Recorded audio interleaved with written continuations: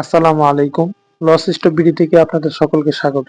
আজকে আমরা dairy processing এর এমন একটি পণ্য নিয়ে আলোচনা করব যেটি আপনারা বাজারে নিত্যদিন দেখতে পান, আর তা হচ্ছে চিজ বা পনির।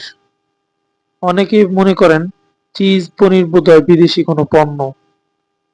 আবার অনেকে ভেবে থাকেন যে এটি বানাতে অনেক ইনভেস্ট, অনেক বড় ফ্যাক্টরি বা মেশিন লাগে।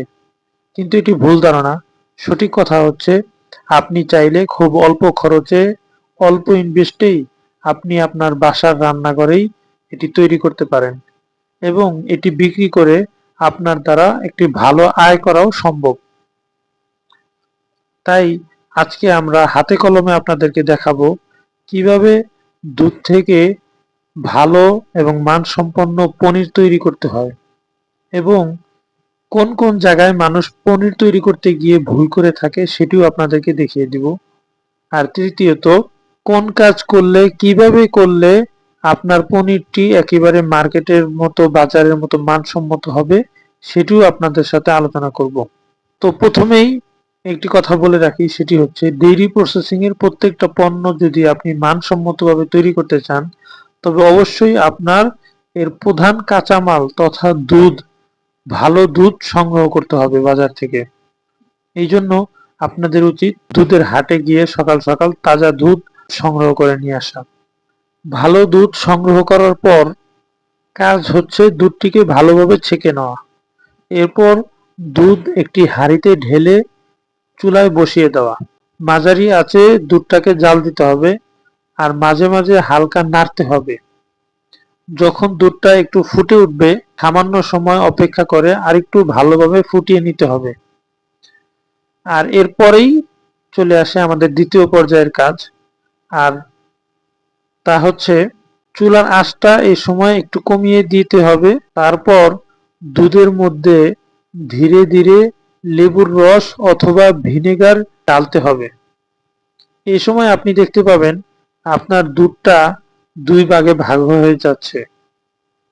একে তো এর থেকে সাদা একটি অংশ আলাদা হয়ে যাচ্ছে, আর আরেকটি অংশ হচ্ছে সবুজ রঙের পানি আলাদা হয়ে যাচ্ছে।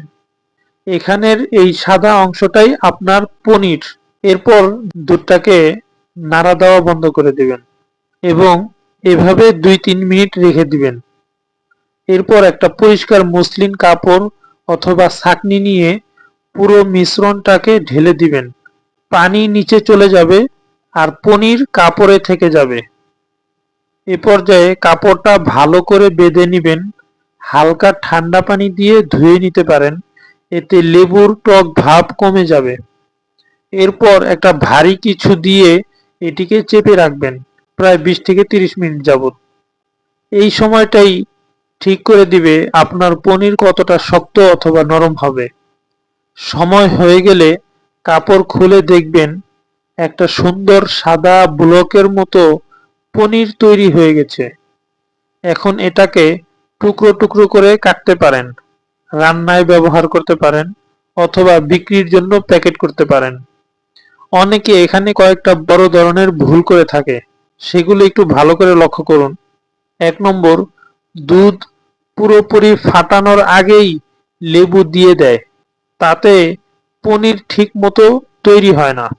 দ্বিতীয়ত, একসাথে অনেক লেবুর রস দেয়, এতে পনির বেশি শক্ত হয়ে যায়। আর তৃতীয়ত ভুল করে সেটি হচ্ছে ঠিক মতো প্রেস করে না, ফলে পনিরটা ভেঙে যায়। চতুর্থত ভুল হচ্ছে পরিষ্কার রাখে না, ফলে পনির অথবা চিজ গন্ধ হয়ে যায়। এই ভুলগুলো এড়িয়ে চললে আপনার পনির একদম বাজারের মতো পারফেক্ট হবে।